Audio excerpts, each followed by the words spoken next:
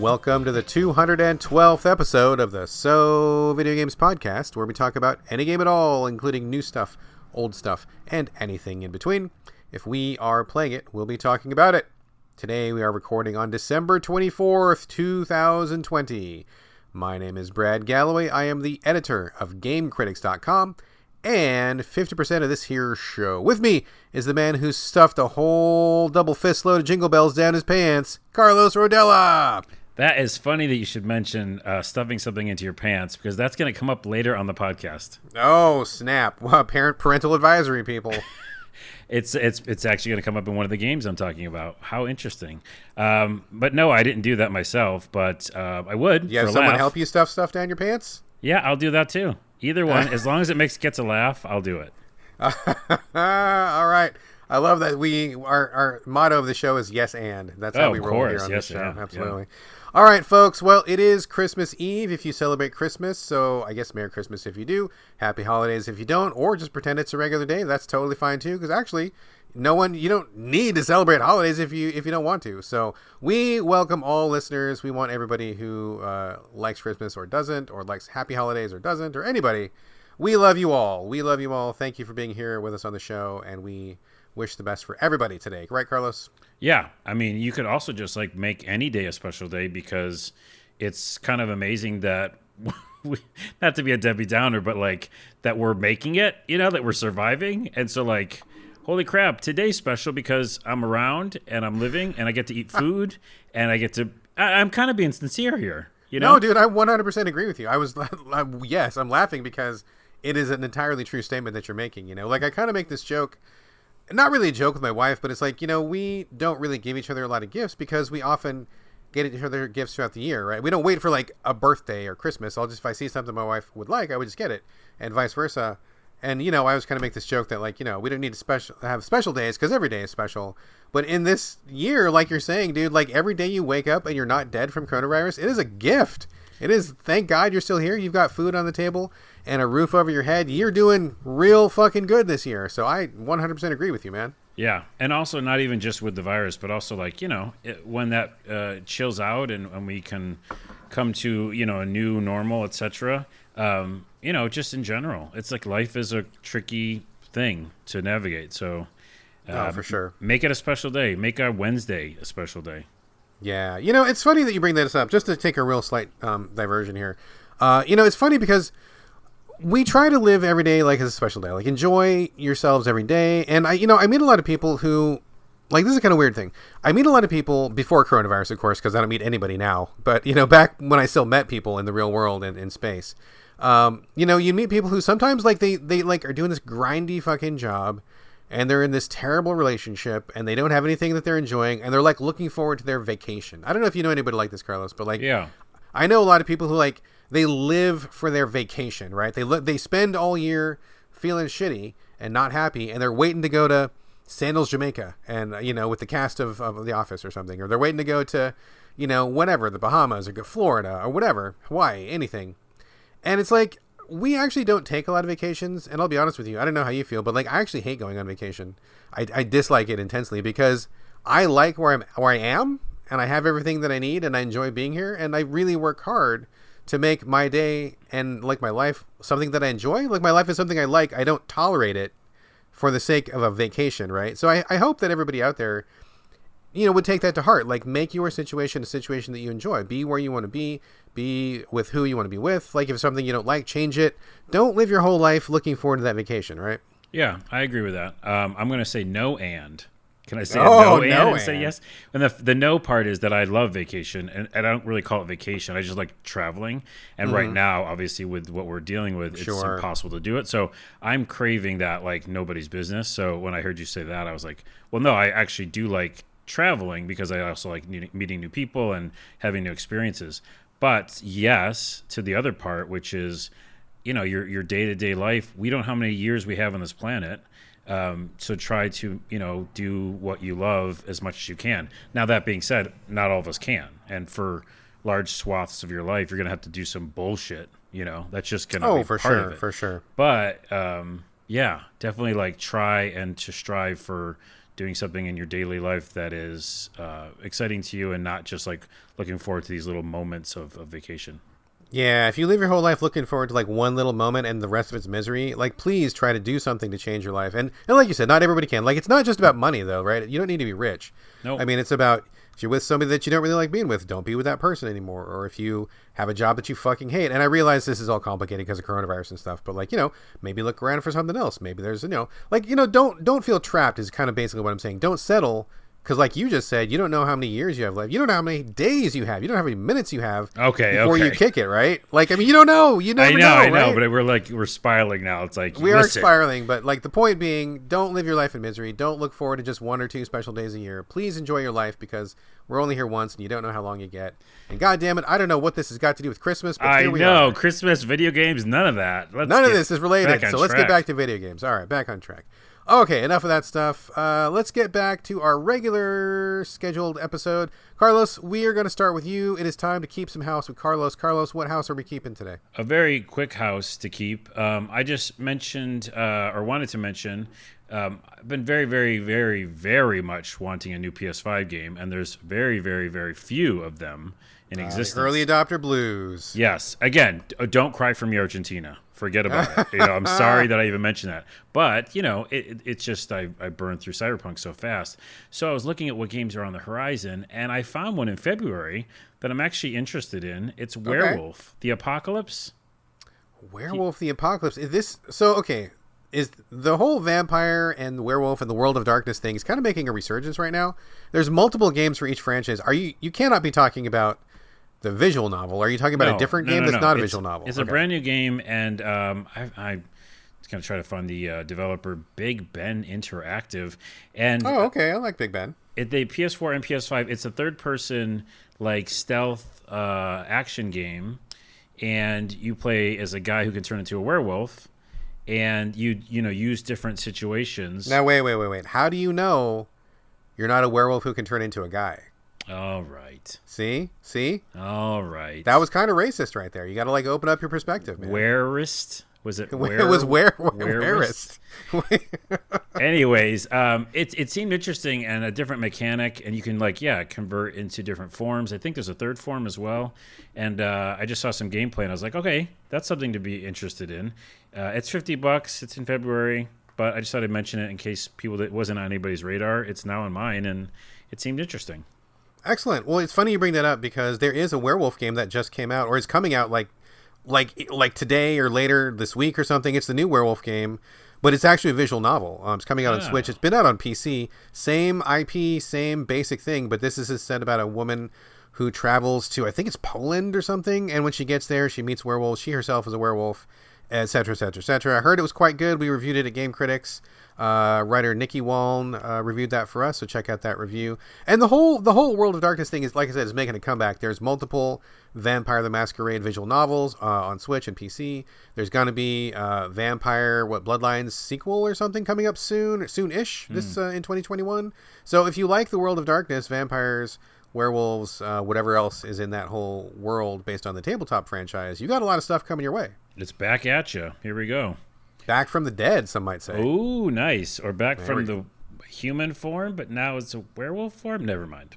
The only other piece of housekeeping was I went back to Animal Crossing just because it's the holidays. Oh, yeah. I saw people talking about that. And so, it's fun. My mom plays it, so I'm going to visit her island and see all, different presents. And she made me a sweater, and it was in my, mailbox. And I was like, oh, Animal Crossing. Oh, that's nice. Did she, do, the little art design and stuff? Yeah. Oh, and I was like, what the heck? So, it's fun to go back to it sometimes. I mean, I definitely am not, regularly playing it. Right. It's nice for the holidays and stuff like that, walking around the snow, stuff like that. That's cool. I did see lots of people in my Twitter feed who went back to it after a brief hiatus and stuff. I'm like, oh, that was cool. I enjoyed it for what it was. I mean, I got to be honest, I wish they had given you more quality of life upgrades. I probably would have stayed with it longer, but I think it's cool that you can come back to it. I love holiday stuff in games. That is, connected to the seasons, like Halloween events and Christmas events. I think those are really neat when games do that. Oh, man. Remember I played Costume Quest on Halloween? That must have been pretty cool. I wasn't on this podcast yet, but oh, man, what a great sensation. Because that game's great. There's 2 of them, I think. Yeah, there is. And especially good for families. Check out Costume Quest, even if it isn't Halloween. There was an update for Christmas. Yeah, there's an update for Christmas. Really? Yeah, there was because I remember I was like, can I play this on Christmas? And I think it was like a Christmas update.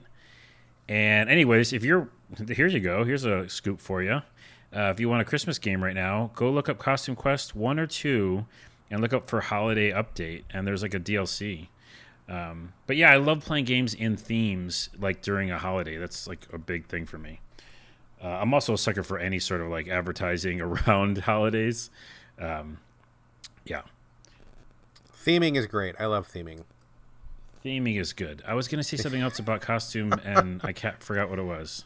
I'm surprised there's even an update for that. Game came out a while ago. Like anybody that updates their game like years after the fact is pretty cool. Well, no, but the update was a while ago too. Oh, okay. So it wasn't a brand new update. Right. I'm just saying, I remember them doing something for Christmas, so you should check it out. Oh, okay. So slightly less cool, but still cool. Okay. Yeah. Cool. Excellent. All right, folks. Is that with the house? Has the house been kept? The house has been kept. Yeah. House has been kept. All right, folks. Moving on to the main content of the show here. Not as full a plate as we usually have, but still a very respectable pre-holiday dish here. Carlos, we're going to keep it rolling with you, sir. You are bringing to the show a game I have never heard of, and when you told me what this game was over text, I thought you had made a typo, or maybe autocorrect had made some mistake. I'm like, what? What game are you? What? Did not get this, but please, Carlos, I know literally nothing about Dragon Audit, although I am imagining a dragon with glasses in an office doing someone's tax returns. Please tell me that's what it's about. Oh, no, but it's close, but that is a good visual. I like that. And it's awesome. Yeah, I texted you and you go, what now? I kept asking what the fuck the name of your game was, and you kept telling me, and I'm like, that can't be the name, because what does that even mean? So yeah. So full disclosure, as you always say, this game was made by my buddy, Robbie, who also made 8-Bit MMO, which is a great, fun 8-Bit MMO, and still exists to this day. You should. It'd be amazing if it was like a third-person shooter, though. Nice. It's a first-person horror game. 8-Bit MMO is awesome. It's still really fun. And he, like me, is a comedian, and we do stand-up, and we do sketch stuff, and we've done sketch stuff together. So this is an adventure game that is a comedy game. So it's a comedy adventure game. And we talk about that in this podcast a lot, how hard that is to do. Robbie's a really funny guy, and we always like make jokes together. And one of my little ideas is actually in the game as well. And he also worked on it with a small team of other people, so he didn't just do it himself. It's $9 on Steam. It is a comedic adventure game. It's kind of like Hitchhiker's Guide to the Galaxy with one-liner jokes, with sexual innuendo. No. And also, at its heart, it's an innocent love story. And what you do is you play as George, who's an accountant, which comes in the audit part of it. Okay, I figured somehow there's got to be some taxes somewhere. Yeah, and he's in a town, and basically he's down in his luck because of some stuff that happened. I won't spoil it. And then basically his boss at his company he works at says, you need to go to the castle where there's a dragon in the castle, and you need to go audit them because, for taxes, etc. And, of course, that seems dangerous because it's a dragon in there, etc. And I think the last person who went there, didn't come back alive. And this is a spoiler because it's a good spoiler. It's not a dragon, it's a dragoness. It's a female dragon. Oh, snap. Is this interspecies romance? Yes, yeah, I think so. Oh, snap. A whole section of the internet just lit up. Yeah. Real bright. Yeah, and it's really, really... But, I didn't even see it as that. I just saw it as again, it really... Because I finished it last night, and it has such a good ending. And I'm just so proud, too, because, you have a buddy who made a game, and... How explicit does this get? It doesn't get explicit at all. It actually is just a ton of innuendo and a ton of saying what could happen, sexy type talk. But it really isn't about that. It's like a funny, weird game that allows Robbie to put all of his jokes in it. And I love that. I'm always for a game that can stick in a bunch of one-liners and stuff.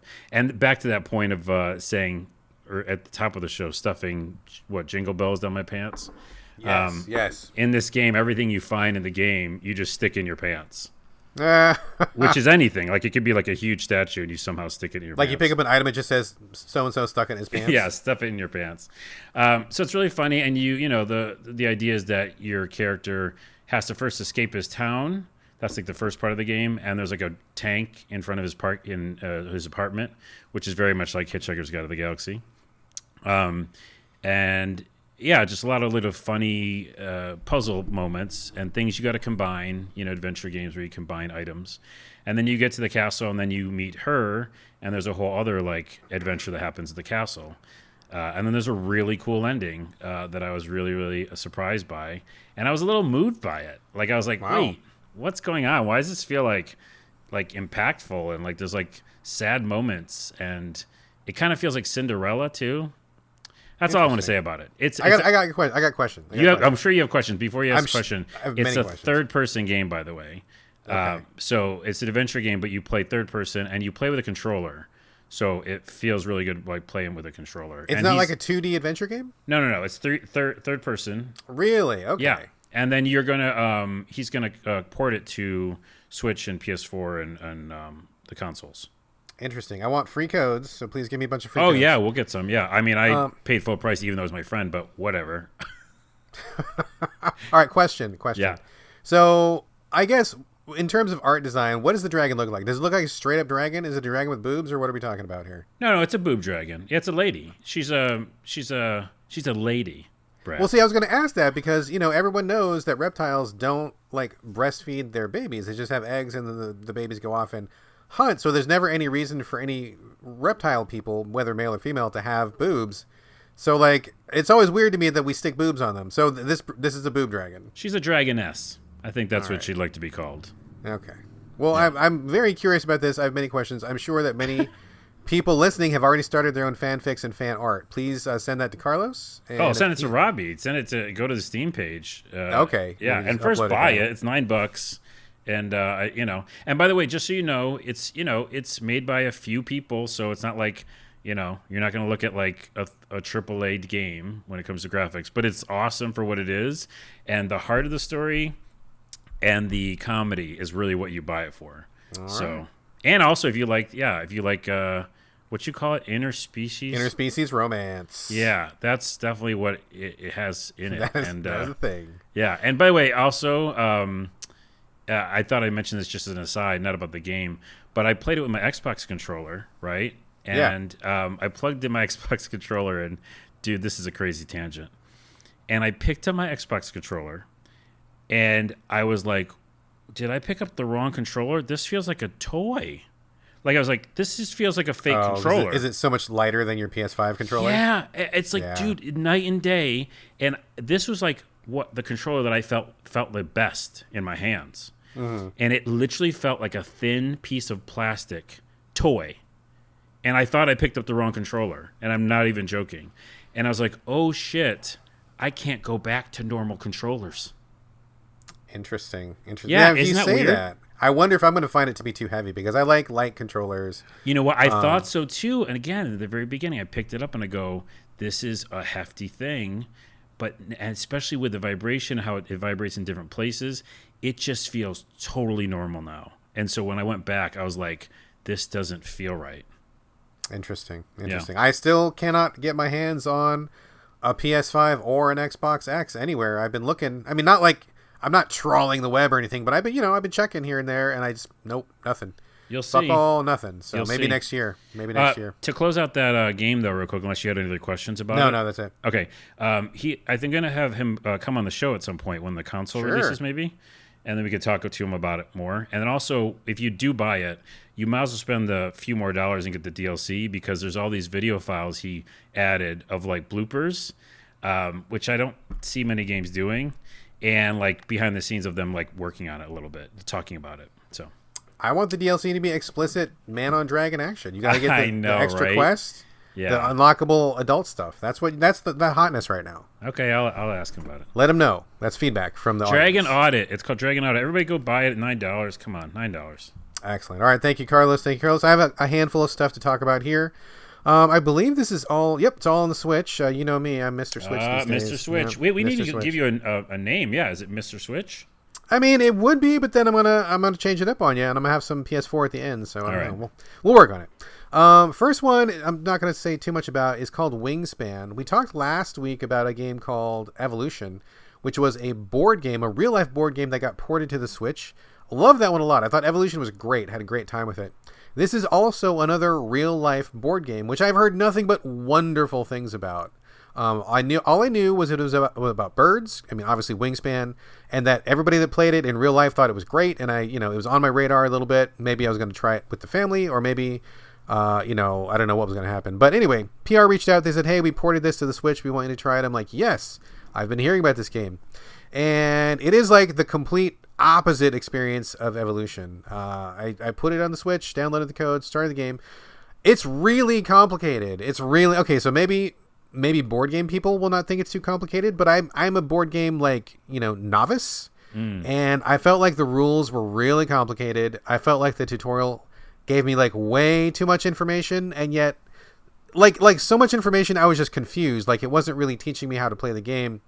And there was like multiple fields that you could go to, and then some birds could do this one thing, and then you had to watch out for which one had an egg, and then you got to get the food for this one bird, and this makes an egg, and this egg goes here. I'm like, oh my god, I can't. I can't deal. I did not even figure out how to play the game. I got through most of the tutorial. It's a really long tutorial, except it's not a very clear one. So I felt like I was just getting beat over the head with the instructions. Can I ask a question? Well, yeah. It's multiplayer, right? Obviously. I mean, I guess so. I don't know. Maybe online? You go online with it? I mean, probably. Because I was saying, like, most of the time I played a very complicated board game or tried to, I had to have someone show me. That's, usually how it goes, right? I don't know how that would work with the Switch. I don't know if there's any voice chat. I mean, probably not. Not very many Switch games do that. Unless you have that Nintendo app that goes with it or whatever. Yeah, you'd have to be on the phone with that. Be on the phone. Yeah, the Nintendo app called Being on Your Fucking Phone. So I don't know that would work, and I don't know how much interaction we have with other people. I mean, straight up, dude, I didn't really even make it through the tutorial, and when I tried just to okay, whatever, I'm going to try a regular game, see if I can just, brute force my way through it. Nope. Could not figure it out. It just was too many moving pieces, and I just didn't, my brain couldn't process it, man. So I noped out real quick. I wish I had more to say about it. And again, this is not really a super criticism of the game, although I think they maybe could have made the tutorial a little bit better for people like me who are mostly Switch players who are board game curious. But like in comparison, Evolution's tutorial, very clear, very simple, very straightforward. And of course, different game, right? Different game. So that's fair. But Wingspan, I just could not crack it. It was too much for my brain to handle. So I noped out. I think the criticism is that, because you've been reviewing a few of these now, where to make a board game go on a console, and any console, you've got to really work on that conversion, and do something specifically for the console, right? Yeah. And especially with those complicated games, because I really like them once I get to know how to play them. And like what was the Arkham Horror or whatever? These games that could take 50 hours or something. Seriously, that would be really cool to try, to pick up your Switch and go back to a board game instead of having to lay out all those pieces. There's a lot of benefit to what you're talking about. So my plea to people listening who are porting that stuff is just, like you said, do a better tutorial, because it could be a really cool place for those games to exist. I mean, that's a really good point, dude. And I think the thing that I like about electronic board games is when they not just port it, it's not enough to just make it work electronically. I don't want a one-to-one conversion. I want you to automate as much as you can possibly automate. I want you to have the computer do a lot of the calculations, or to kind of, do the grunt work, right? Because I don't think I probably would play these games in real life because there's too many pieces, it's too complicated, too many rules. But I like the concept. I like playing games in general. And if the computer will do the heavy lifting for me, I'm on board. And I feel like Evolution was a good example of that. I feel like Wingspan is basically just the actual game, but it's on Switch, and you don't get the benefit of having the computer do the heavy lifting for you. So and not too much of a tangent, but isn't Catan on Switch? I think it is. I have not tried it, but it is on Switch for sure. You have not tried it? Have you never played Catan? No. I mean, I played it before. Okay. Just not on the Switch. I mean, I played it on. I want to say it was on 360, I believe it was, and all that. So for sure, but just not the Switch version. Yeah. So anyway, so that's Wingspan. Not a lot to say other than the fact that I completely bounced off of it. Next game I want to talk about. This may be a hot take, Carlos. I don't know. Maybe you will disagree with me on this one. I finally got around to playing Kentucky Route Zero. It's been on my list to play forever, and a lot of people say this is on their top 10 for the year, and I'm trying to do my year-end roundup before December 31st to see what's going to make it to my top 10. We have to do that episode. We got to do that episode soonish. Yeah. And so I finally got around to it. I bought it the day it came out, and I just had it on my Switch this entire time. Just wasn't in the mood for it, and finally I'm like, okay, it's December. I got to get cracking. Let's try this Kentucky Route Zero thing. I got to say, did not care for it even a bit. Did not like it. Have you played Kentucky Route Zero? Yeah, I think I finished it, or I got really close to the end. I think I got right to the end of it. Yeah. I don't even know what this game is about. I mean, obviously, okay, let me take that back because nothing's obvious about it. But like, it's a kind of a narrative experience, 2D. The artwork is really beautiful. I'll give it that. I thought the artwork was great. I played it on mute because I played it in bed, but everybody tells me music is great, so I believe that the music is great. Oh yeah, I can't even. By the way, I have to stop you. I can't even understand what this game would be like without those sound effects and music. So I'm sure you didn't get the full experience because it's really a lot. Yeah, I mean that's a whole other show, right? Because I kind of I'm a weirdo. I'm an outlier when it comes to that because music doesn't really mean as much to me as it does to a lot of other people. I know that music is so important to many people, and I respect that. But for me, like I don't not like music, but I play a lot of games on mute, and I think that's totally fine. And whenever somebody says, like, the music made the game for them, I kind of feel like that's a bad statement, because if your game is not fun without the music, then it's not fun. Okay, but hold on. This is a tangent we're taking really quickly, because in my opinion, I think, and not to step on what you're about to say about the game, but I think it's like a Lynch film. Like, it's very much like a David Lynch thing. Kentucky Route Zero specifically. Kentucky Route Zero specifically, and other games like it, but this one, where it's a feel piece. It's like you said, it's an art piece or something. Or emotions or something. And in a movie like a David Lynch film or something like that, without that Angelo Badalamenti score, it wouldn't be the same thing. So right. That there is a point there where a film, which is very much can be like a game, can be that experience that they want you to put those together. That's all. No, I think that's very fair. I totally understand that for sure. But just like me personally, yeah, I just it's fine. Music is fine. I like music. It's all good. But like I play a lot of games on mute just because of my particular situation, and I enjoy many games with no sound on. So it's I mean, I can't say anything about it. If people like it, that's great. But for me, if a game hinges on the music, I mean, I have some questions about that. But anyway, that's not the point. Point being, in Kentucky Route Zero, I can't even really tell you what it's about, because you start off as this character who's driving a truck. He's trying to deliver something, and he's lost. He stops at a gas station. He's trying to get to this specific address, and this guy tells him he needs to get on this new road called Kentucky Route Zero, tells him how to get there, but then it becomes this really strange, abstract, like dream-like, surreal sort of a guy's talking, and then all of a sudden he's underneath this gas station, and it's shaped like a horse, and there's ghosts, and then he's in a mine, and there's people who are playing D&D in the mine, and then they lose their dice and they disappear, and then he walks to the other side and there's a woman, and I'm just like, I get it, right? Like, it's an indie game, it's an art house game, but it just, none of it connected with me. Like, it felt like a lot of really random things that were strung together, and I just wasn't getting it. Like, I'm like, why do I care about any of this? What is the point of this? I don't get it. And it just was really kind of boring, man. I noped out of it after, I think, 1.5 episodes, and I'm like, I'm good. Like, I don't need any more of this. Yeah, I think I can see why you wouldn't like it. I don't think it's not for everybody. And yeah. I think I really enjoyed it, and again, I just enjoyed it as a piece, like I like Lynch, where you don't have to understand everything because there's no way you're going to. And not to bring him up again, but David Lynch doesn't like people actually having an answer to what his stuff means. He'd just rather be like, well, you just kind of feel what you feel. And what's interesting about that, there's a diner scene, which is really amazing. It's kind of like a play, but it's also a diner. And so people are watching this diner scene play out, but it's actually, you're watching the actors and director, and it's like behind the scenes of a scene. And in that scene, I don't care what it's about, like at all, but it's just super fucking cool that they like stuck me in the video game watching a scene play out, but it's actually a play, really. And I'm watching the behind the scenes of the play. And I'd never seen that in a game before. And that's in Kentucky Route Zero, one of the chapters. So yeah, it doesn't make a lot of sense, or maybe it does make perfect sense, but it's just a thing to experience. Yeah. And I enjoyed experiencing it. I think you're totally right. I think it's just like an experience, and I think it's going to connect with you, or it's not. And I do like David Lynch films, but I don't know that necessarily translates into games for me. Maybe my head's in a different space or something, because I just I just was sitting there. I was waiting for something to pop for me. I was waiting to be like, okay, I'm in, and it just didn't happen, and not for me. So I'm out. In Alan Wake, you at least kill monsters or something.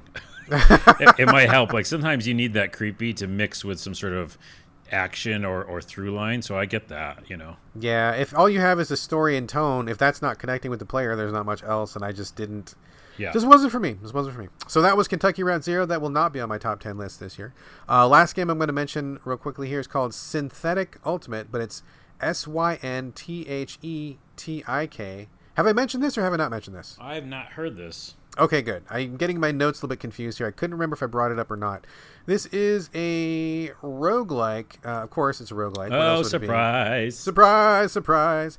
It's on the Switch. It came out of nowhere, and I'm not familiar with the developer team. I think this may be their first game. It's a really strange experience, but ultimately a good one. It's a top-down, isometric shooter, but it's also a roguelike. Story's not really important, but basically you're a guy, or I guess a cyborg or something. Doesn't really matter. You start off with a couple different weapons. There's, I think, maybe like 8 or 9 different character classes. Assault Trooper, Breach Trooper, Heavy Gunner, etc., etc. And you go into these weird levels that are just kind of like basically just big rooms full of robots, and you shoot. And it's strange because the tutorial is garbage. It's really bad tutorial. It does not explain things very well. The UI is awful in this game. I was so confused by how to equip weapons and what weapon was I on and how did I picked up the wrong weapon. How can I get the one that I want? How do I move things? Like, it was just the UI needs like a lot of work, right? It needs a lot of work. Tutorial needs a lot of work. Like, I had a lot of questions that I couldn't figure out. I think I'm finally getting it. But I got to be honest with you. I got close. I got close to deleting this game. But I hung in there a little bit longer. And once I got further, I'm like, oh, okay, great. I get it now. And I see what the developers are going for. I made the connections. I figured it out. Got through that wall of confusion. And then I ended up really liking it. I thought it was a really good game. It just needs like a lot of help on the front end. So basically, you take one of your characters, go into these roguelike randomly generated levels, shoot all the robots. Robots are shooting you, but you have lots of different weapons and abilities on cooldown. You can change those up. Some of the weapons are really fucking awesome, like once you get them. Like there's this one you get where every 3 seconds, like a random bolt of lightning will come down from the sky and just hit any enemy on the screen. So you can, like, if you're getting like shot at, take cover behind a wall, and within 3 seconds, that dude's toast because lightning's gonna fucking fry his ass, which is really fun. There's all these little drones you can get. You can drop down little machine gun drones, and they can take the heat for you while you're flanking somebody. All sorts of different weapons. There's like reload mechanics. There's like ammo management. There's life man. I mean, it's chock full of detail and crunchy bits for people to dig into. They just do a really poor job of like surfacing that stuff and making it very clear. And in fact, I even wrote an email to the PR people, and I'm like, I actually do like your game, but your UI is garbage. Can you please tell the developers to fix the UI? And I mean, I just straight up had to tell them because I think there's a good game here, but I bet a lot of people are not going to stick with it the way that I did, and I only stuck with it.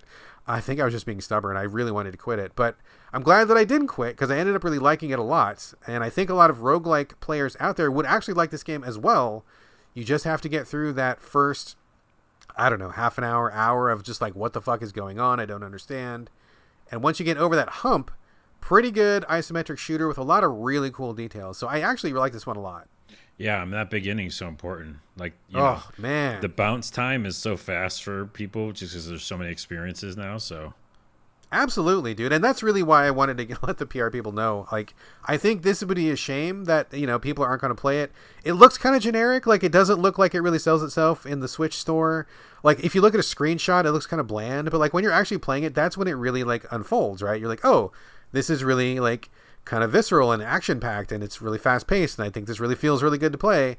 But yeah, like you gotta get that hook somehow, and if the graphics don't do it from screenshots, then that you gotta reduce that bounce time, like you said. Like, you gotta get people in quick, and this game fails. But there is a great game there. So if anybody out there wants a top down, fast paced roguelike shooter on the Switch, Synthetik Ultimate I think is ultimately really good. You just have to get through that beginning part. Pun intended. Ultimately. Pun intended. Ultimately, really good. We haven't done enough puns, I think. I feel like we had a whole episode that was like the pun cast or something, but we did. I think we even called it that, didn't we? We might have called it that. Get more puns in here. All right. Carlos, back to you, sir. You're going to be talking about a game I've actually been very curious about, but I have not made time for yet, called Haven. I know that it's free on Game Pass. That's where I plan on playing it, but you were playing it on PS4. Please, sir, tell us all about Haven. Ho, ho, ho, ho. I'm playing it on PS5, sir. Oh, shit, PS5. My bad. There's actually a PS5 version, and there's a specific thing that they added. I'm not sure if the graphics are better. They look beautiful, but there's definitely a controller thing they added for the DualSense. Oh, they got some kind of vibration thing going on? Yeah, I'll tell you about it. Okay. So it's really cool that I played this game right next to playing Dragon Audit because they're both essentially about a couple. The first one is more about like courting a woman, and this one is about a couple that already is a couple. And basically you are stranded on a series of small island planets. It's hard to explain what they are, but they're like floating mini planets. And you are stranded on one of them, and you play as both the guy and the girl. And you are in a relationship, and you escaped basically like arranged marriages and some sort of society that you left, and they don't really go into it too much. But you crash landed your ship on one of these little mini islands, planets, and now you've got to like do things like find food and cook some food up and then repair the ship. And I think the whole game revolves around repairing the ship for real so you can like leave. But what the actual game play is you go to the planet and you both go out at the same time and you leave the ship and you just like float around. And it is a really visceral, awesome feeling. You basically just hold down the trigger and that pushes you forward with your rocket boots because, of course, you know, rocket boots. It's the future. Everybody's got rocket boots. It's the future, yeah. It is a future, by the way, and it talks about, like, you know, their society they came from trying to colonize different planets. And essentially you got here, by the way, through one of these wormhole type things, which you later find in the worlds that connect all these little islands together. So you'll open up essentially like a little mini pathway that will get you to another little floating island. And that's the kind of exploration you do. And that you can look at like a little map to see which islands you've been at.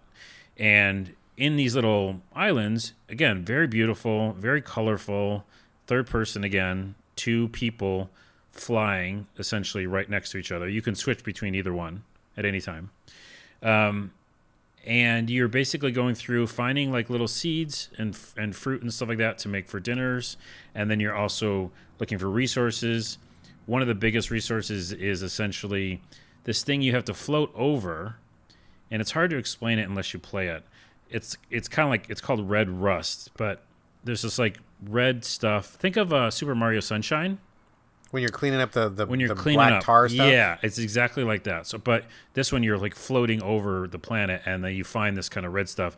And once you like clean it, you sometimes get these pieces, and like you collect them for things. And when you collect them, it makes a really satisfying sound. It's just very visceral. It's very, very cool. Like I could just float around the planet picking up stuff all the time, and it's almost like a meditation. And by the way, one of the smallest touches that's so cool is every once in a while, just randomly while you're flying, you're flying ahead of your girlfriend or vice versa. And at some point, they'll just start holding hands. Aww. And like flying together. And it's like such a small detail. I'm like, that's so cool. Or if you stop for too long and like you just sit standing there, like she'll come over and hug you, or like he'll go over and kiss her. It's really cool. So the game is really about the relationship. And the story takes place with cutscenes, right? So when you're not doing the exploring on the planet, you're back in your ship, and you're like watching. It's almost like a visual novel, right? They're talking about things, and you're choosing the dialogue options for both of the characters. So okay, you're having the conversation with yourself. Yeah, which by the way is just like my video series I'm working on right now. It's just me talking to myself. And that was a shameless plug. Yes, it was.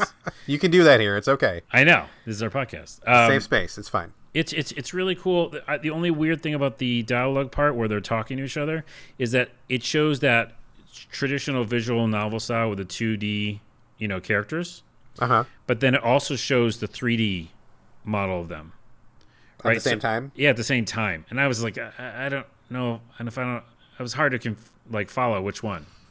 Is that because they cannot show the facial expressions on the 3D model? So they're giving you a close-up or something? I guess so. It just, every once in a while, I was like, I don't know which one to look at. Because, like, they're laying in bed together talking, and it was kind of nice to see, like, their, a little intimate moment. And then, but I'm watching the 2D pictures. So whatever. So yeah, you play as both characters. What choices you make maybe changes the bond between them, and there's also like this kind of bond meter. And lastly, there's combat. So there are like monsters on the planet that are like just animals, but then sometimes they go bad. Get the red dark in them or something. Get the kind of. Are they touching the stuff that you're supposed to be cleaning up? They're touching that, and there's just probably other reasons, Animals fucking just touch things, you can't stop them. They touch everything, and they eat everything, and they just turn evil. So it's annoying. The combat is very simple. Essentially, it's like 4 options for each character. But again, you play each character at the same time during combat, at the same time. So there's no turn-based. It's all real-time. Okay. Real-time combat, all right. Real-time combat, and you can do... impact, which means melee. You can do blast, so it means you shoot laser. You can do defense, shield, or you can pacify, which essentially is when they're downed, like a Pokemon, you can like make them better. Okay. You make them back to normal animal or something. Gotcha. So you're not actually killing animals. You're like cleaning them off. Cleaning them off. Healing Again, them. Back to Mars Sunshine. Yeah. Gotcha. By the way, fun tangent that I've always wanted to make on this podcast. It's also like Bonk's Adventure. Because if you remember, which you probably don't. I do. Do you? I know where you're going with this, yes. In Bonk's Adventure, all the bosses are nice people. They're once you get the eggshell off their head, they go back to being good people. Yep. They're just like in Sonic as well, kind of. Most of those little monsters.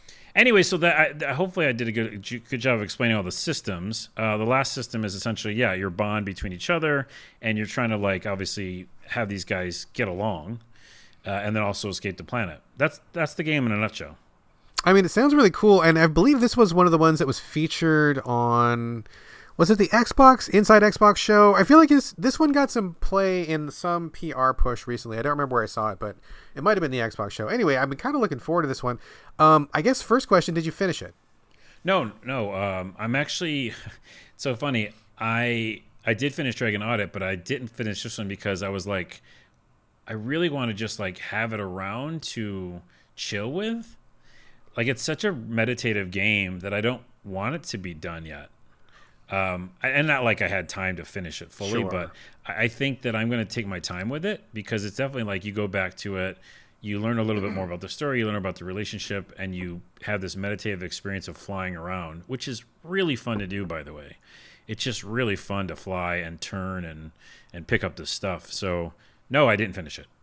All right. Well, it sounds good. I mean, are you into the story? Do you feel like you're vibing with the characters? Like, how's the writing? Because, I mean, if it's a game about the relationship, clearly a lot of it's going to hinge on those chats you have back at your ship or wherever. So do you feel like it's pretty good? Like, are you down with it? Or does it feel weird? Or, like, how's it hitting you? There was one weird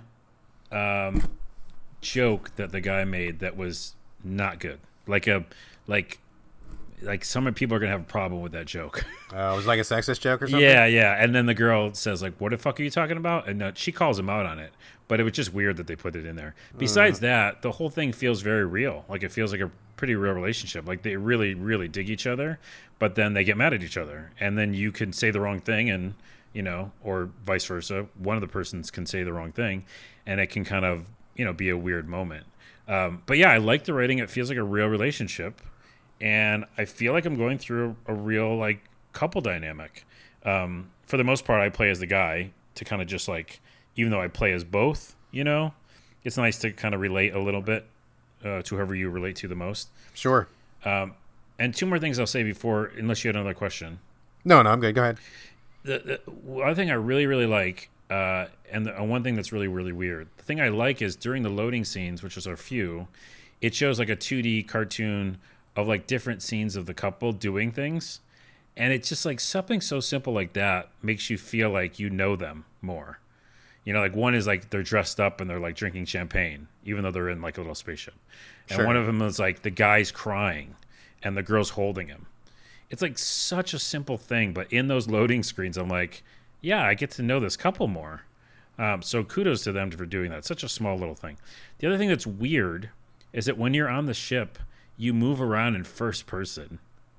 Oh, you do? That's weird. Yeah, and it's really weird because then you go do things. Like you like go, say, cook food or, they should be doing something. So you're like, are you in the body of one of the characters or are you just like a third? Yeah. You're just like a spirit in the ship watching the two people. Yeah, I feel like they added that because of controller support. I don't know, but it just feels like a weird ad, and I guess I'll say the only negative is it doesn't fit really, but it's okay because it's almost like you're a voyeur because you basically like float around the cabin when they're in there, and I'm like, where are they? Like, let me go find them, and then I'm like, oh, there they are. They're in the kitchen, and like they're like holding to each other, and and I'm like, hey guys, we should probably cook some food. Again, it's weird. Interesting.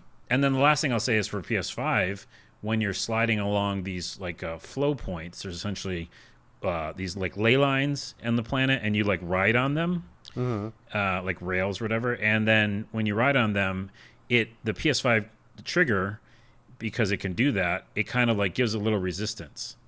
And it's so cool what that controller can do. It's such a small thing, but because I feel it like wavering, like it's wavering on my finger, it makes me feel like I'm riding the wave.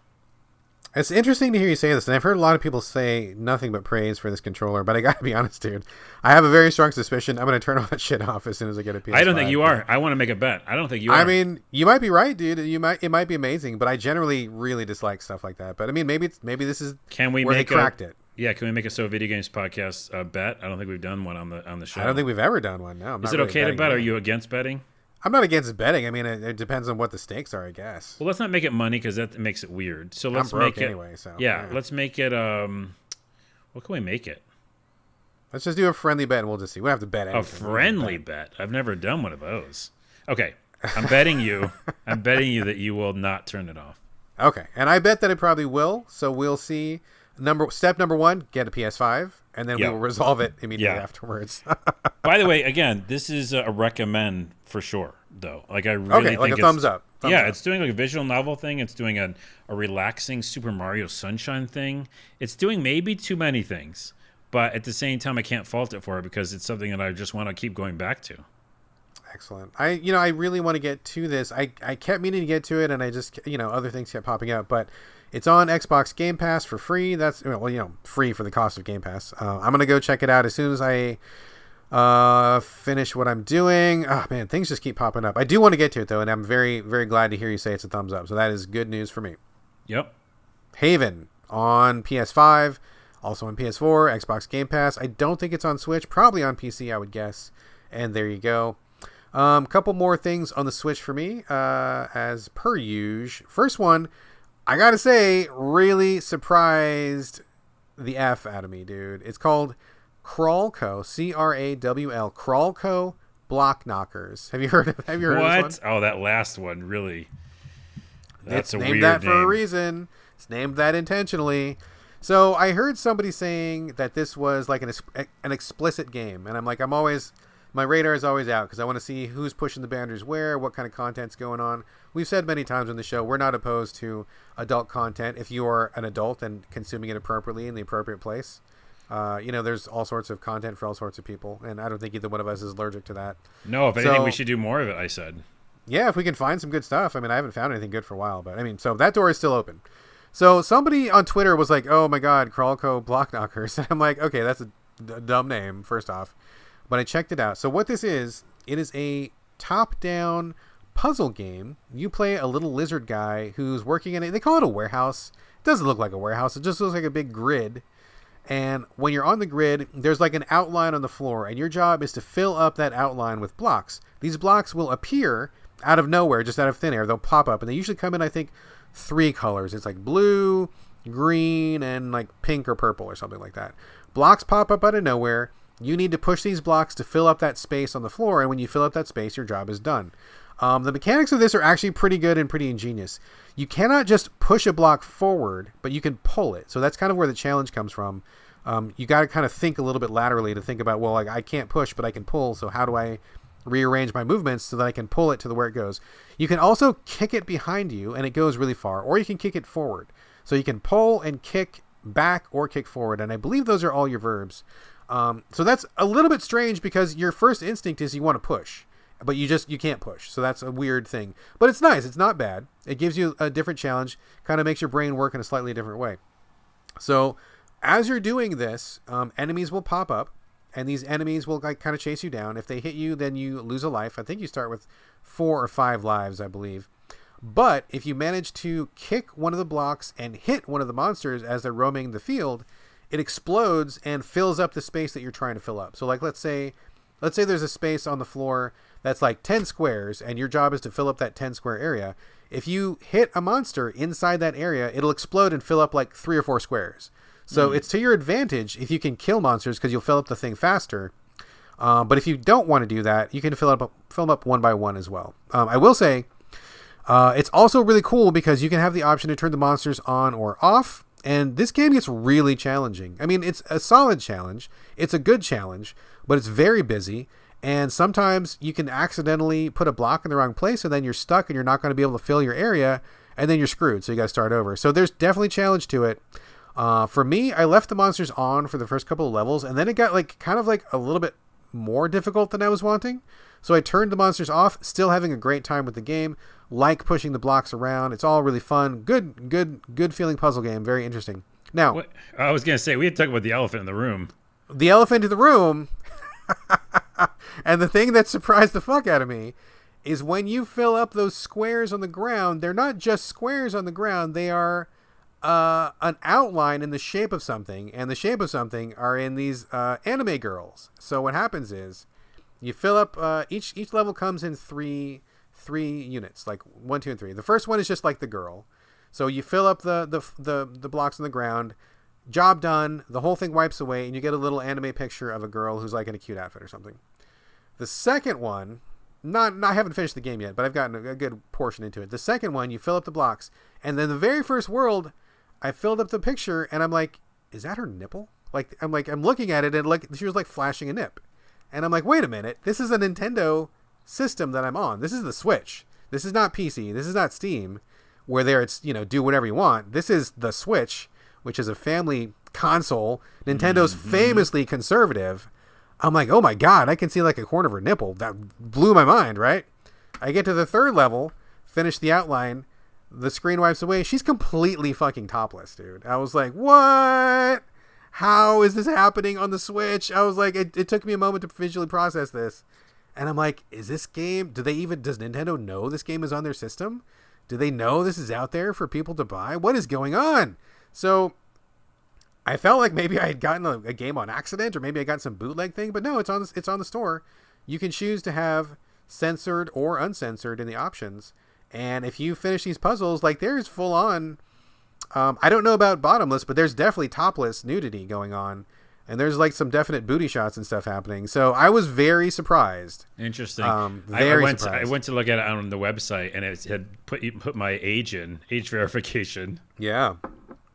You need to, because it is the most nudity I've ever seen on a Nintendo system, like ever. So that was very surprising to me. I'm still a little bit incredulous that Nintendo let this be on their system, but there it is. The other, there's also boss battles between every couple levels. The boss battles are pretty good. I mean, it's weird because it's a titty game, anime titty game, but it's also a really good puzzle game. Like if you took away the anime boobs, it would still be a really good puzzle game, with a lot of good options, and it just feels good to play. I think it's a great game, but then you put the anime boobs in there and it's even better, right? So like, it's weird to me that this thing exists, number one. Yeah. Number two, it's real fucking weird that this is on Nintendo Switch. It shocked me. I'm still not over it. Yeah, it is weird. They said that this one, I guess it was a Steam game first, and it must have been. It says, but this one has, on the Switch, has more uncensored content for some reason. So like more than the Steam version? It says with even more hot content featuring uncensored and modesty modes. Oh, modesty must mean like censored, right? Yeah, you can turn it on if you don't want to see the nips, I guess. But it's just, man, crazy. More hot content on your Switch. Who knew? I guess, yeah, I don't know, man. So that was very surprising to me. So that is Crawlco Block Knockers. I think they named it for a reason. And honestly, it is a good puzzle game. Like, it is a legit good puzzle game. I'm really enjoying playing it. And, boobs don't hurt, because I'm a guy who likes boobs. So there you go. By the way, quick tangent. Yeah. Because we're both like old people. Back when I played, my Commodore 64, I think, or PC, one of them, we had games like this. I mean, they've been around forever, where you do something and you get a picture of a lady. But man, oh man, it was really pathetic back then because it was like Commodore 64 on the internet. Even was I on the internet? No, I wasn't on the internet. No, you were not on the internet. Which is a floppy disk game. Yeah, but still, even though it was just a game, it still had like time to process like line by line. You know? Yeah. So like I'd win at poker or something. It would be like strip poker, and it'd be like the most not looking like a woman. Like it's like just 42 like, pink pixels and a couple red ones or something. Yeah, and like line by line getting to reveal like her body, and I was like, I guess I did good. Like, is this my reward? I don't even. Is this even a reward? Yeah, even back then I was like, no, no. I'll wait. I'll wait till the future happens.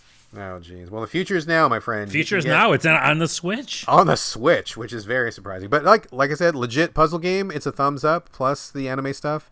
You can censor it if you want, but that is Crawlco Block Knockers. One of my most surprising experiences this year. Also want to give a shout out to Dicey Dungeons, another roguelike. This one comes from Terry Cavanaugh. Are you familiar with Terry's work? He did VVVVVVV, and he's done a bunch of stuff on Steam and all that. I love Terry Cavanaugh. That dude is brilliant. That is a nice guy. Talked to him once way back in the day. We did an interview. He's super friendly. Love that guy. Dicey Dungeons has been on PC for a while, and I was really waiting for it to come to Switch. Here it is. It is a turn-based roguelike where you play. You start off you are a dice. You are a living single die, and you the first one is like the warrior dice. You go into these dungeons, and the game rolls for you, and then you have these different abilities that you can plug your rolls into. So let's say, for example, you've got a sword, and the sword will do whatever dice you roll, like +1 damage. So you roll a 3, you put that dice inside the sword, then it hits for 4. Or you've got a shield, and the shield will block whatever dice you put into it. So if you put in, you roll a 2, you put a 2 in the shield, then it blocks for 2 damage. That's kind of how it works.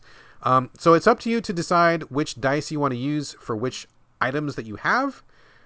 There's like healing and stuff, and there's all sorts of like, regular roguelike. You get different abilities, you get different weapons. Monsters you fight have different powers.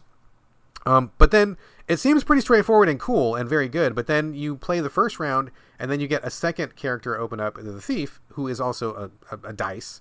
But he's a thief dice. He's got totally different powers. And one of his powers is he steals a power from the enemy you're fighting. So like you'll always have like a dagger, but then you might have, like poison because the guy you're fighting has poison himself. Or you might have turn into a bear because you're fighting a bear or something. So like the thief kind of randomizes it a little bit. So totally different mechanics. And then I got to the third character, the robot.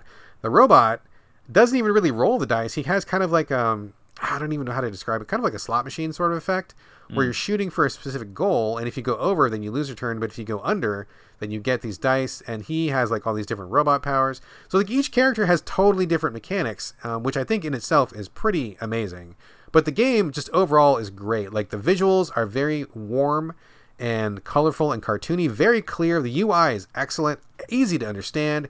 Everything is really polished and simple. You don't even need a tutorial for this game. It's like you just know how to play it just by looking at it, which is great. Controls great.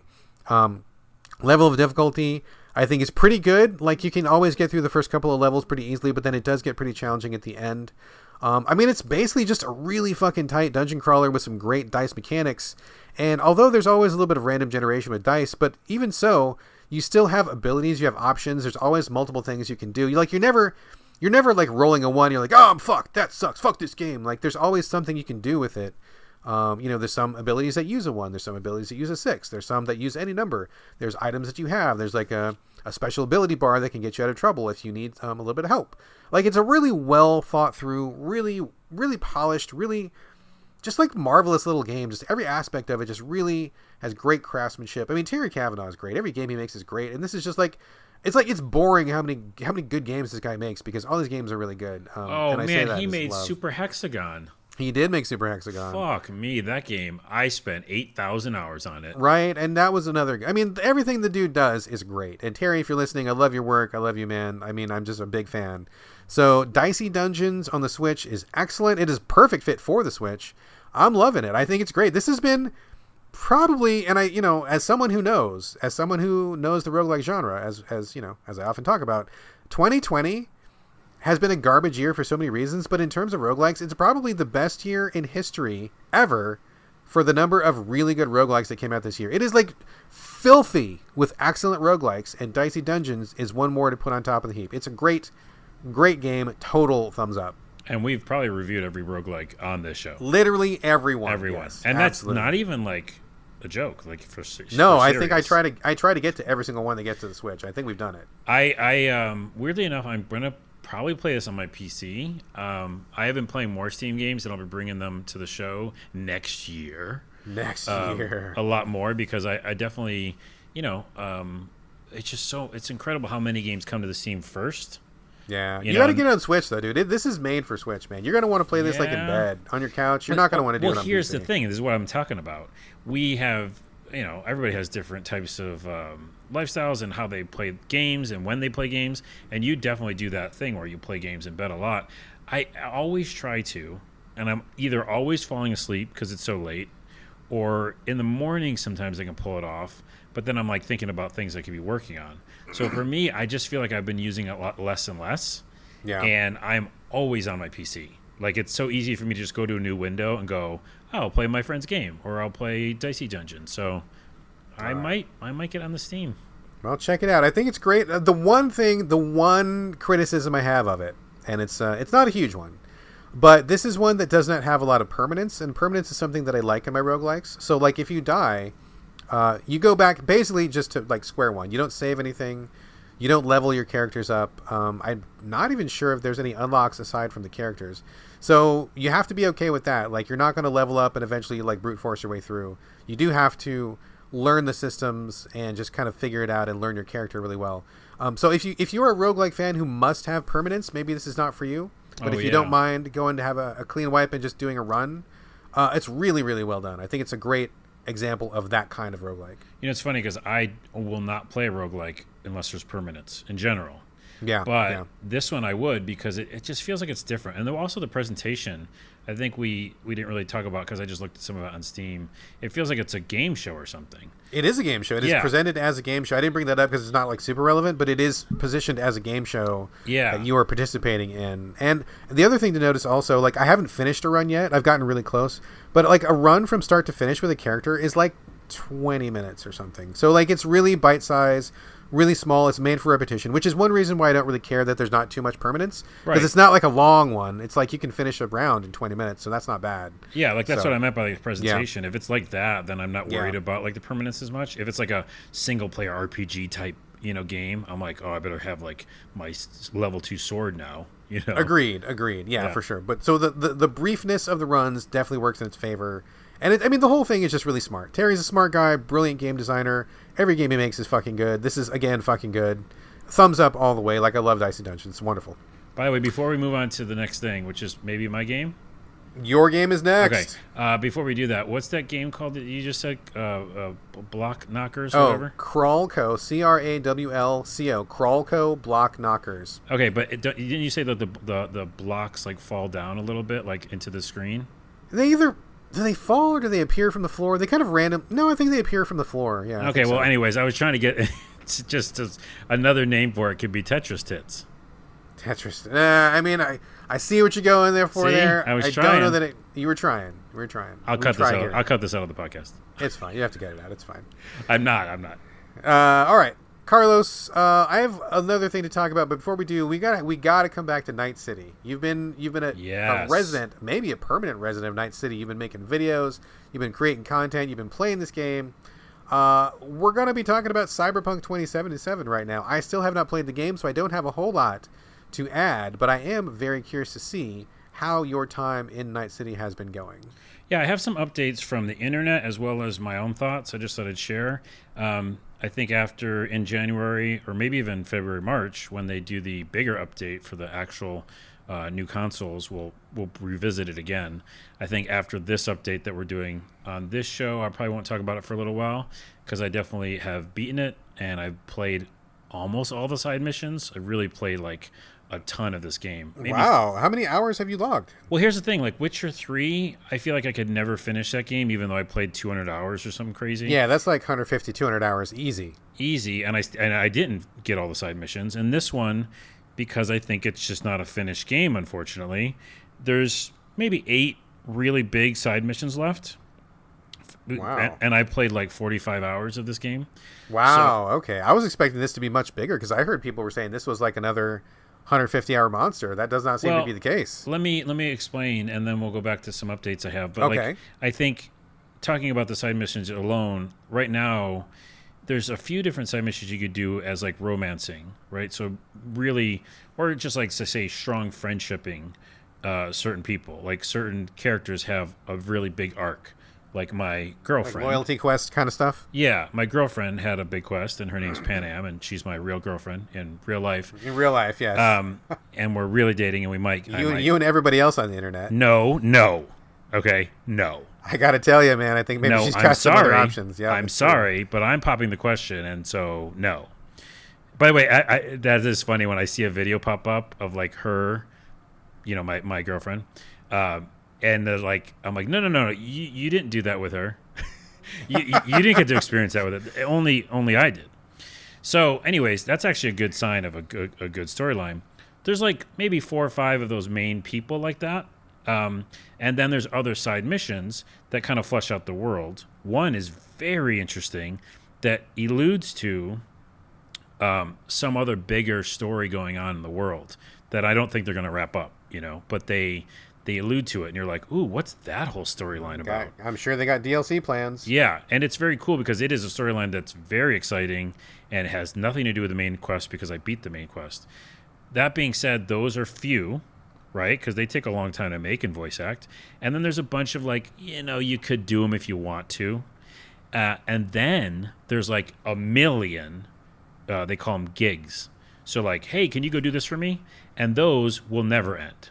This is interesting. We're going to talk about this in the next segment, so keep this in your back pocket. Because but those I don't count, right? I don't count those. Yeah, okay. No, I fold up that menu and I go, I'm not doing those gigs. Same for Witcher 3, right? You could do infinite question marks, but nobody did those. If you did just the story, that was where the So I think there's like 8 of the main ones left, because again, I've been playing fuck tons of this game. So I am going to try to just finish them. Like, I'd like to do that and go like, hey, I've rounded out this motherfucking game. I've been able to play it because I have a PS5 and it's stable enough, and that's it. So that's my take on the game and where I'm at it. But in general updates, Adam Sussler, I got to meet him in San Francisco. Very cool dude. Used to work at G4 and I used to write for him. Things. You used to write for him? I did. Oh, cool. I wrote some reviews when he was doing video reviews way back in the day. Yeah. He worked at Revision 3, and we worked at Mevio, so I got to meet him through that a little bit. And cool dude. He's still doing stuff for G4 now because they're kind of bringing that back a little bit. And he did a review on Cyberpunk, and I just thought it was pretty spot on in how I feel, which is similar to the fact that he thought there were really good stories in there. It's not ready for the old systems, so that's a fuck up. But if you can play it on a PC and a PS5 or Xbox Series X, you can have some really good experiences with these stories. He also said what I was thinking, which is that there's just too many dildos in the world. That's what everybody says, dude. Yeah, I don't know why they did that, and it's really weird. And then in general, I think there was a thing that came out on YouTube about on PC. This is wild, man. On PC, for a while there, if you did too much in the game, like you heard about this, too much inventory items, too much crafting, or played it for too long, your file size on PC of your save game got too big, and it would corrupt your save game. Well, kudos to CD Projekt Red. They fixed it, and they fixed it before Christmas. They just put out a patch, as the time of this recording, and it fixes it.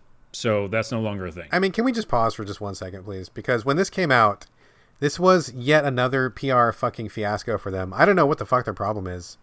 Because when this came out, people were talking about it. And the official response, I mean, maybe it was from the board moderator, maybe not from the actual developers or whoever. But regardless, the message came out that said, this game is not meant for you guys to play it that much. You guys are playing it too much. This is not an infinite play game. That is why the files are corrupting. You guys are playing it too much. And it's like, fuck you, okay? You make this game. You know people are going to play it. Don't act like people aren't going to play this fucking game. It is your fucking fault that this file corrupts because people play your goddamn game. That is the most asinine, bass-ackwards fucking response to, blame the players for playing the game too much and it's corrupting the file. No, I don't think that's where the fucking problem lies. I think it's your fucking ass didn't think about that. So yeah, I'm glad they fixed it, but like, fuck off with that. Okay, I'm gonna yes to that. Yes, and fuck off if you say that, because that's ridiculous. It's obviously this game that people are waiting for too, like me. I mean, you don't think people are gonna play your fucking game? Of course they're gonna play. You want them to play your game. Take that into fucking account. I'll say two things that will fix the will help shine light on something.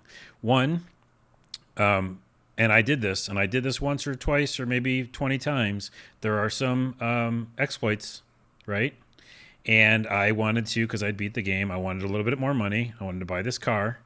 So I did one of the exploits, and the exploits gave me $500,000. Okay, let's just get past that. So this is like a glitch that you're taking advantage of. Yeah, there's like you can sell a painting over and over and over again. And so I did it to get the car, whatever. And then I didn't do any more glitches. But that, along with the glitches on PC and hacks you can do to like basically get unlimited crafting items, were another reason why this was happening. So this is not just on them, because yeah, of course they fucked up because they had a glitch in their system where you could do this hack. But that's still, that being said, if you do something, you have unlimited crafting items, you're gonna fuck any game up. Like that's like. Well, I mean, okay, so that's fair. That is 100% fair, but that is not what the person said. Like, I know. They didn't hold on. I know. No, I'm just getting it out there. Yeah. Not trying to both sides this, but I'm just saying, be clear about what you're saying. And their first response was, "You guys are playing this game too much," which is not the appropriate response. Right. That was part one of my two. My part two is because I've been in social media and I've been in a moderator. It's just one person of a team of fucking millions, or not millions, but you know, it's a big team. So unfortunately, when you are a moderator for a group, one, you could even have a moderator that's not even for the company. I don't know who this person was. I saw the same thing you saw. Yeah. So I would say that I'm not hanging too much like balance on this moment in this one forum thread, because yeah, it's a fucked up thing to say. And the person said like a very lengthy reply, and I read all of it, and it just seemed way too much words. Because I know as being a moderator or social media person, you don't say that much about something so big. So it was just a fuck up. And I think that that's not like, man, did you see what CD Projekt Red did? They said, don't play our game. That's what happens when these moments happen. People say this one person who does the Twitter account for Wendy's or whatever is the whole company. So that's my part. I mean, you would just think that like with all the debacle they've had lately, they would be like, okay, we're gonna actually crack down on this. We're gonna pay more attention to this stuff. We're gonna really moderate our message because we fucked up a couple times. It just seems like, you know, I deal with this stuff not in games, but in my real life stuff. I deal with this in my wife's job. Like, we're very aware about messaging and about contacting people and what we say. Like, it's very, very important. And it boggles my mind that after all the stuff this company's been through, something like this still happened after all that. Like, please get your shit together, people. Yeah. No, I agree. It's a yes and. It's like, it shouldn't be that way, but I'm just kind of giving some behind the scenes why it probably is happening that way. Having worked on both sides. Sure. And then, the last thing I'll say is that, like I said, I'm going to put it down for a bit after I finish these side missions. But in general, it does feel like, when I kept saying last episode, I think, I talked about Fallout a lot or whatever. But I think it also is very similar to the experience I feel like when I play Far Cry. Or Wolfenstein. Like, both those games are these kind of first-person games where you are trying to, like, you just want to live in the world and shoot things, right? You just want to kind of be in the world and do, like, these side missions. And it's a fun escape to be a first-person shooter game where you have a little bit of story. But, like, I mean, people didn't take Far Cry 5 and New Dawn to task on the fucking broken bodies when they fall to the ground. You know, they look weird. There's a famous GIF that I did that got a lot of views in Far Cry of a person like hanging from a signs post or something, like their body just ragdoll physics, and that just happened. But I didn't go like, oh fuck this game for being broken, because it took years to make Far Cry 5, right? It took years to make New Dawn and Wolfenstein, but there's like fucking dumb things in Wolfenstein, especially that new one with the two girls. There's so many broken moments. But you know what? And this is my most positive thing about Cyberpunk. It doesn't matter, man. Like, I get to go in and shoot things and level up and find new areas and actually get some really good stories in time, enough for me. Like, that's it. That's what I can say about the game. And that's fair. With also saying that it's broken as fuck on those older systems. Yes, I agree with that. Well, I have nothing other to contribute other than to say that I'm really looking forward to playing this like in June when I have a PS5 and it's been patched a million times and there's more content, possibly some DLC. I definitely want to play this game still.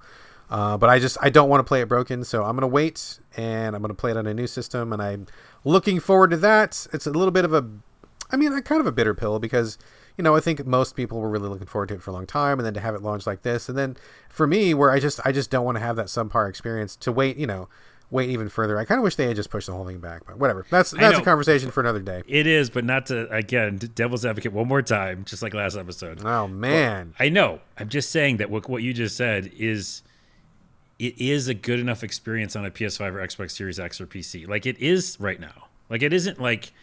I don't think people have to wait. That's all I'm saying. I don't think enough is broken. Like, it hard crashes, which is fucked. But I think it hard crashes like once every 3 hours or something. So, like, I played it for fucking 3 hours and it crashed. And I was like, I guess I'm done with it for tonight. But, like... I just don't think it's broken enough. Like, it will be a new experience, yes, in June, and I think a bunch of people can wait, but that's all I'm saying. I just want to say that one more time because I had a really fun time with it. And to be clear, I'm not speaking with authority. I am just saying what I am planning to do, so I'm not saying that this game's broken. So definitely Carlos is saying you can jump in now, and it's good enough. So that is totally fair, and that is also Cyberpunk 2077. A couple more things here, and then we're going to wrap up. First off, I heard you talking about Watch Dogs Legion, and you kind of sold me on it a little bit, so I checked into it. I'm not going to talk about it a lot. Did not care for that game, like, at all. Didn't care for it. I can't get any wins with you. What's a game that I've told you to play, or that I thought you would like, and you played it and you liked it? God, I don't know. We should keep a list. I'm sure we should keep a list. Yeah, we should keep a list. So I just didn't care for it. I felt like it was a strange experience because I felt like I played a little bit of the first Watch Dogs, didn't like it. Played a little bit of Watch Dogs 2, didn't care for it too much. Came to Watch Dogs 3, and the thing that I was really curious about was the being able to beat anybody, which is still an okay idea. I don't really think played out the way that I wanted it to play out, so I wasn't really too into it. But it also was weird because I felt like the game assumed I was very familiar with the Watch Dogs mechanics and how they work, and I felt like they were really cutting back on the tutorial because I guess they assume that people playing Legion have already played the other two. So maybe I'm an edge case because I'm not super familiar with the series, but like I came into it and I definitely had like a lot of questions that were not being answered, and like just like how to even approach levels and how to even like what do you even do, right? Like they don't really explain like what you're even doing or how you're a hacker and how that works. So I felt like I'm like, okay, I definitely feel like they're not like walking me in the way that I like to be walked in. I put maybe like 4 hours into it and I'm like, okay, this is fun, it's all right, but not that I wanted to like commit to it. So not something that sold me on it. But after I got done with that, I'm like, I feel like I want to play something like that because I don't know, 2020, right? Like I want to be in a world. I need some little escape from the real world. I mean, there's a lot of stuff going on in politics right now that's pretty terrible. I just needed something to, like I don't really replay games, right? But I wanted to have like a Witcher type experience where it's like this big world and there's cool stories and there's cool characters, and I wanted to do something like that. So I'm like, okay, I don't know that I want to play Valhalla because we actually reviewed. Hold on. Okay. We played Valhalla. God damn it! I can't even talk anymore. Sorry. We reviewed Valhalla at Game Critics. CJ Salcedo, your friend and mine, reviewed that for us at Game Critics, and his big takeaway was that he really liked it, and he kind of sold me on it. But his bottom line was, I want to play this on PS5 because he's like he didn't feel like PS4 was getting it done. So I don't want to have that subpar experience, and I don't have a PS5. So I'm like, well, I was looking at Assassin's Creed Odyssey, right? Like I'm not generally an Assassin's Creed guy, but a lot of people talked pretty sweet things about Odyssey. I like the Greek theme for sure. It seems like a big world I could kind of get lost in, and it was on sale recently. So I picked that up and started it. And I got to say, I'm actually really enjoying it right now. I wasn't sure if I would, because I generally, like I said, I don't usually like the Assassin's Creed stuff. But I really like the main character of Cassandra. I think she's great. A lot of character. I think she's got a strong personality.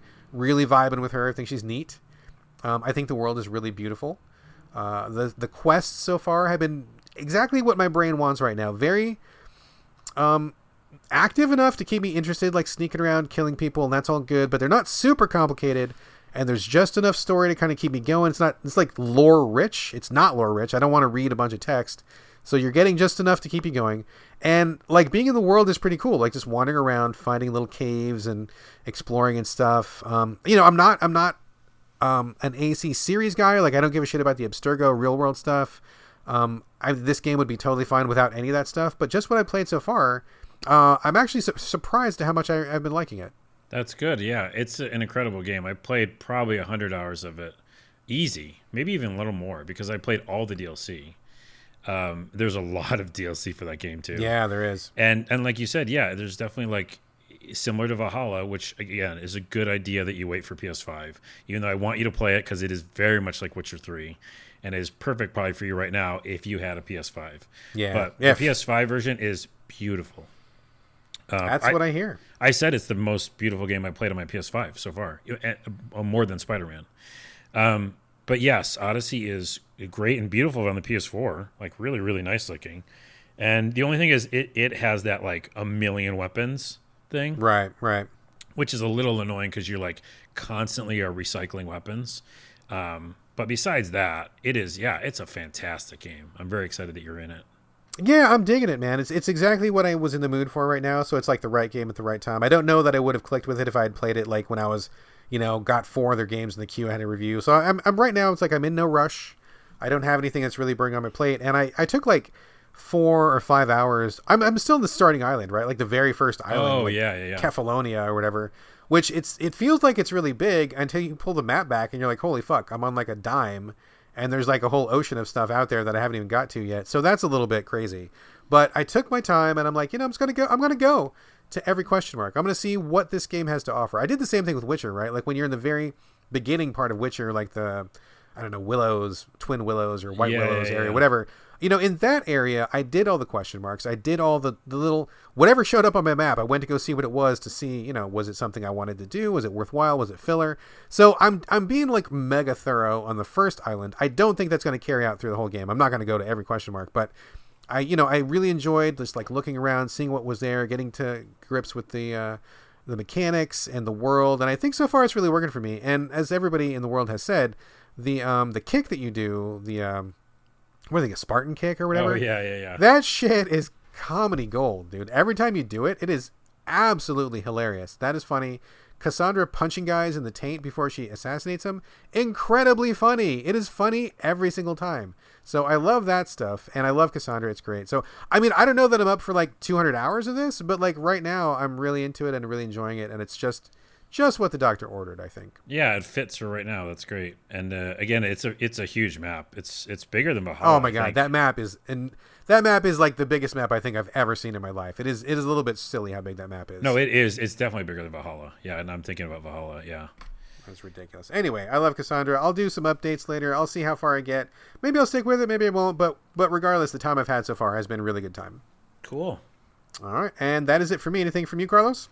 I don't think so. I had something at the bottom of this page. What was it? Game of the year. That's what it was. That we have to do it. Oh, man. And we have to do it like next week. God, it's coming up. Yeah, it really is. It is. Yeah, I guess so. Let's talk about it offline, but I don't know, but did you have a top 10 locked in? How's your top 10 sitting? I haven't even looked at it. Oh, man. I haven't even looked at it. I have my top 10. Remember those PS4 games from the other show, but yeah, I haven't even looked at it. So, all right. Well, let's talk about it. Let's make some plans. I've got like a rough top 10, but I don't feel like it's locked in right now. I don't know that I even have a top number 1 right now. Like it's been a weird year, and we're going to have to talk about it, but definitely that show's coming up soon, very soon. I will also add that I am definitely like, now that Cyberpunk is essentially, which is so weird to say, I'm probably very much in the minority. It's kind of over for me and very soon because I've played most of it, which is nuts. I am hungry for a new game, and nothing is satisfying my hunger besides Haven. I'm like chomping at the bit for something new, something big, or something big, small, like like another Watch Dogs Legion or something, or not even that, like just some sort of world I can go into, third person or first person. So hopefully I'll find something like that soon. Well, if anybody out there's got some good suggestions for Carlos, send those in. Maybe we'll get him started on something else. But I guess, there's more stuff coming. We're in a slump right now. It's funny because we were so busy in Q4. We always are. Everybody Game Critics was dying with like so many games to review, and it was just like 5-10 new games a day. Like there was no way to cover it. And now that we're past, I think Cyberpunk release was like the final big thing to happen this year. It's like totally quiet. It's like we're back to the slump. It's nice that we have this rest period so we can maybe take a look back at stuff we missed, maybe stuff we didn't have time for. I'm taking my time with Odyssey right now, which I wouldn't have had time earlier. So maybe we'll find something for you to sink into, man. Yeah, let's look. All right, folks, that is it for the show today. But before we go, as always, love to get your questions, comments, ideas for show topics, anything you like. Hit us up, sovideogamespodcast@gmail.com. We're on Twitter collectively @sovideogames. But you can also reach us individually. Carlos, where are you at this week? I'm finally doing TikTok. So I'm going to give you a URL, but I don't think you can find it. I'm not sure. It's tiktok.com/@sign. It's me Onawa. Is there apostrophe or no? No, it's tiktok.com/@sign. And then ITS me MEONAWA. Or you just follow me on Twitter and you'll see it or something. But it's really like people are starting to watch them on TikTok, and they're dumb videos, like dumb little skits. But I just did one on Cyberpunk, and I put that up there. So if you want to follow me on there. Excellent. All right. As for me, same as usual on Twitter and Instagram, mostly Twitter. It's BRADGALLAWAY, all A's, no O's. And that is going to do it today for episode 212. Thank you, folks, again for joining us here on the So Videogames podcast, and we will be back before you know it, maybe even with a Game of the Year show. Maybe. We'll see. Maybe we have to. That's exactly what our next show is going to be. Oh my gosh. Okay, we'll see what happens. All right. In the meantime, this is bye from Brad. And bye from Carlos.